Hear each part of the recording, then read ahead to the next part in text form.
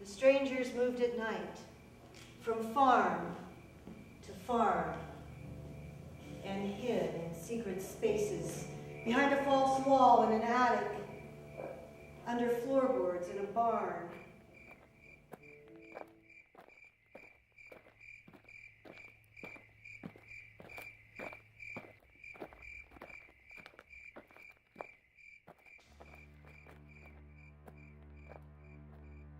Well, I found the diary, gosh, almost 25, 30 years ago, through a family member. I was about 20 years ago.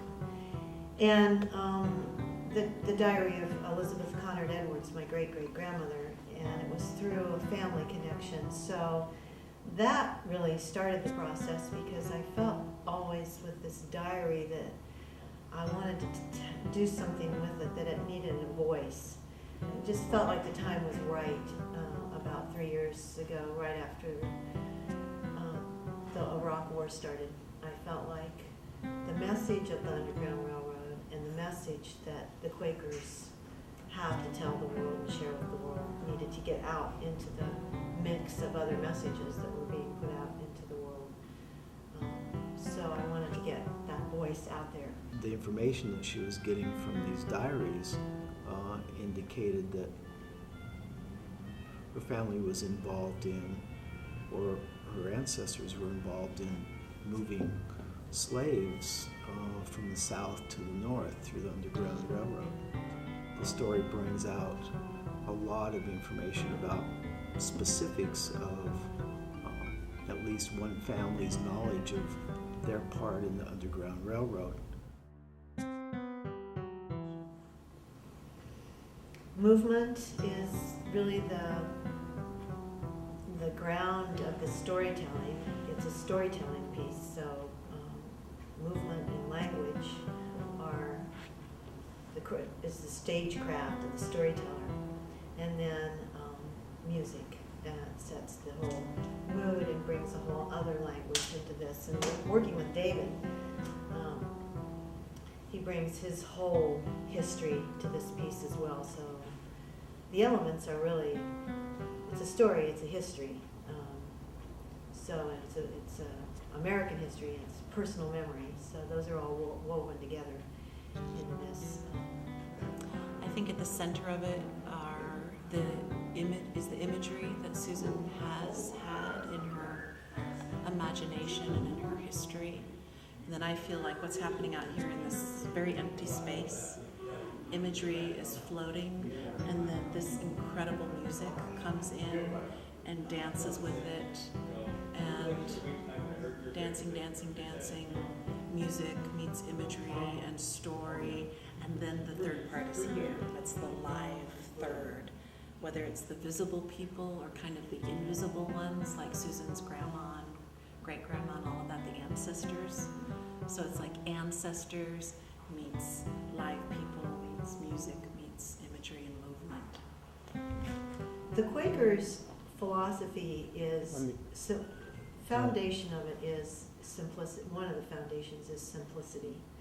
And my great-great-grandmother's diary, Elizabeth's diary, is completely simple in how she uses language. When I found the diary, I was so stunned by her writing because it was so simple and clear, and yet it painted this huge picture of the landscape of her farm in 1864. So I wanted to honor the aesthetic of the Quakers and work with the challenge of using only my body as the tool, and it was kind of a problem I set up for myself.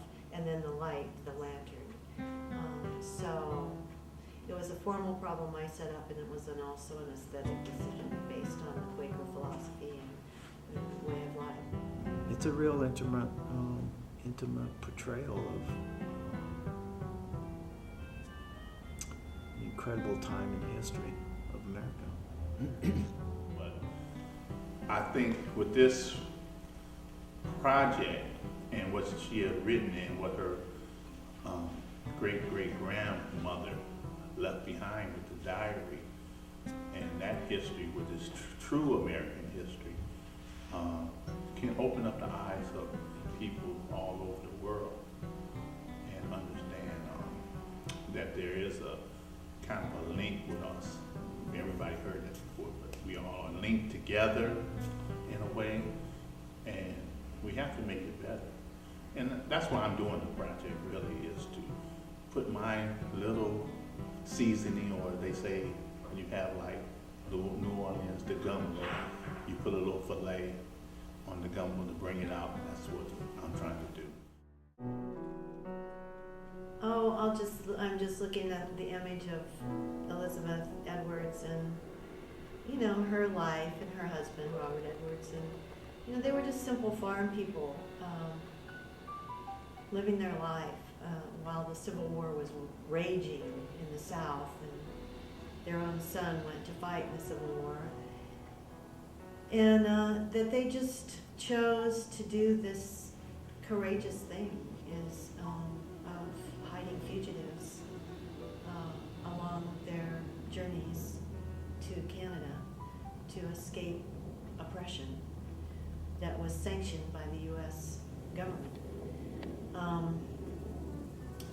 That it's just, it never ceases to amaze me that I have a relative that did this, and so do you, and you know, we come from that lineage, and I think that lineage lives, it has its own life, you know, beyond one's own life, and so it gives me hope. I mean, it's a kind of a piece about faith in that sense.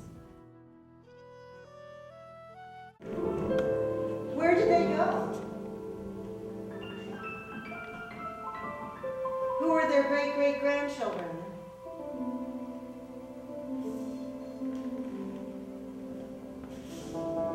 A 2-car garage now covers the secret room, but the memory is free, and it's picking up momentum.